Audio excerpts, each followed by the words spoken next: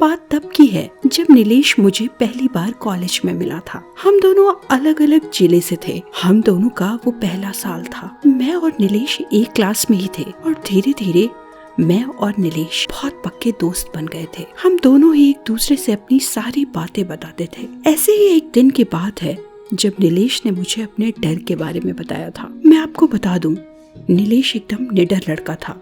उसे किसी बात से डर नहीं लगता था। नीलेश हॉस्टल में रहता था और मैं अपने रिश्तेदार के साथ उनके घर पर रहता था। उस दिन नीलेश बहुत ही सहमा हुआ था। मैंने उससे कहा, जो भी हुआ है मुझे बताओ, मैं तुम्हारा दोस्त हूँ। तब नीलेश ने हकलाते हुए कहा, भाई रात के 1 बजे टॉयलेट करने के लिए उठा तो मैंने देखा एक काला साया मुझे घूर रहा था जो मेरे रूममेट के बिस्तर के आगे खड़ा है। मैंने उस काले साये को अंधेरे में देखने की कोशिश की और जब मैंने मोबाइल का टॉर्च चलाया तो वो साया अचानक गायब हो गया। मुझे लगा ये मेरा भ्रम है और फिर मैं सो गया। लेकिन जब मैं अगली सुबह उठा तो मैं हर रोज की तरह कॉलेज के लिए तैयार हो रहा था तो मैंने अपनी बेंच पर देखा मेरी किताबों पर काले धब्बे आ गए हैं। लेकिन मुझे कॉलेज जाने के लिए देर हो रही थी तो मैंने उस बात पर ध्यान नहीं दिया। कॉलेज के लिए निकल गया, लेकिन उस दिन मैं पढ़ाई पर ध्यान नहीं दे पाया। फिर शाम को मैं वापस हॉस्टल आ गया। मैं बहुत थका हुआ महसूस कर रहा था।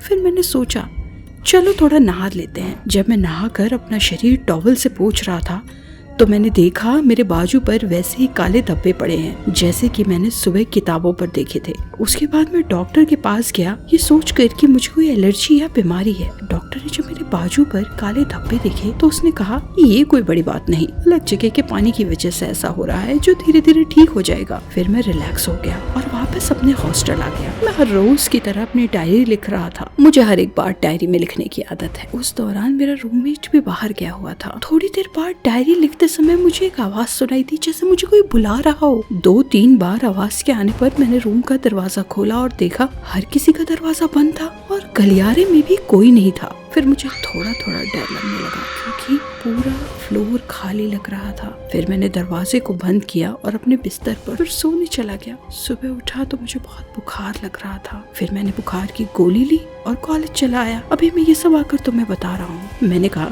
नीलेश भाई तू तो वो हॉस्टल खाली कर दे। तो उसने कहा हाँ हॉस्टल मैं भी खाली करना चाहता हूँ पर मैंने पूरी फीस दे दी है और मेरे पास एक्स्ट्रा पैसे भी नहीं है, इसलिए मुझे 2 हफ्ता और उस हॉस्टल में गुजारना होगा। फिर मैंने नीलेश से कहा नीलेश भाई तुम बताओ मैं तुम्हारी मदद कैसे करूं। तो नीलेश ने मुझसे कहा भाई 2 हफ्ते तक क्या मेरे साथ मेरे हॉस्टल में रह लोगे। मैंने कहा नीलेश मेरी आज की टिकट है, मैं तुम्हें बताना भूल गया था कि आज मुझे जरूरी काम से गांव जाना पड़ेगा। लेकिन नीलेश भाई तुम चिंता मत करो, मैं 1 हफ्ते में वापस आ जाऊंगा, फिर मैं तुम्हारे साथ हॉस्टल में रहूंगा। नीलेश कहता है ठीक है भाई जल्द आना। इसके बाद नीलेश को छोड़कर मैं अपने गांव चला। मेरे गांव जाने के बाद नीलेश के साथ कुछ ऐसा हुआ जिसका पछतावा मुझे आज तक